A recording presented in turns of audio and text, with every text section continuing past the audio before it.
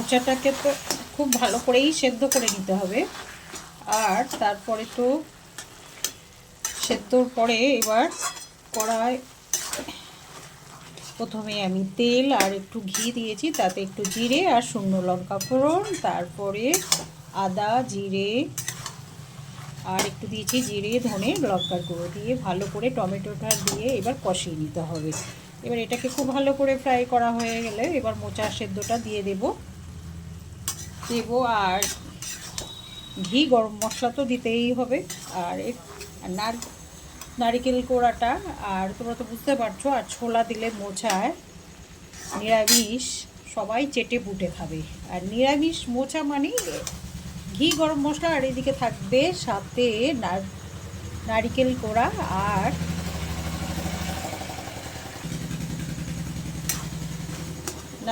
কোড়া আর ছোলা। দেখো কাঁচা ছোলাটা, আর আমি মোচার সাথেই সেদ্ধ করে নিয়েছি। আর সবটা আমি দেখাতে পারিনি আসলে, শুরু করে দেওয়ার পর মনে পড়লো যে ভিডিওটা করে নিই।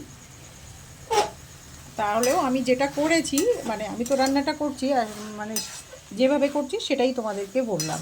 প্রথমে তোমরা বলো ভালো করে মোচাটাকে সেদ্ধ করে নেবে, তারপর সেদ্ধ হয়ে গেলে আর মোচার জলটা ঝরিয়ে নিতে হবে। আর এই দিকে কড়াই তেল দিতে হবে, তেলটার মধ্যে দিতে হবে একটু ঘি আর দিতে হবে একটু জিরে আর একটু শুকনো লঙ্কা ফোড়ন। আমি বলো সেটাই দিয়েছি। তারপরে নারকেল কোড়া আর একটু দিতে হবে বলো, সাথে ছোলাটা তো সেদ্ধ করে নিয়েছি। আর একটু দিতে হবে মশলার মধ্যে আদা বাটা জিরে ধনে লঙ্কার গুঁড়ো, এগুলো ভালো করে ফ্রাই করে নিতে হবে। টমেটো এইবার দেখো আমি তো খুব ভালো করেই বেশ হয়ে গেছে। এবার গরম মশলার গুঁড়ো আর একটু মিষ্টি দিতে হবে।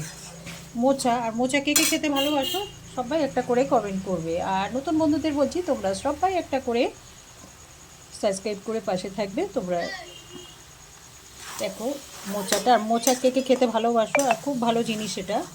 আর বাঙালি বানেই মোচা থোর মোচা ডুমুর এগুলো তো খেতে ভালোই বাসে। আর এইদিকে রয়েছে কেওড়াটা সেদ্ধ করে নিয়েছি। আর এটা তো খাবোই, মানে সেদ্ধ হয়ে গেছে, দেখবা সেদ্ধ করে কেমন হয়। এই যে দেখো এই হচ্ছে দানা, সেদ্ধ হয়ে গেছে। খুব ভালো করে দেখাই তোমাদেরকে, এই দেখো কেওড়া সেদ্ধ।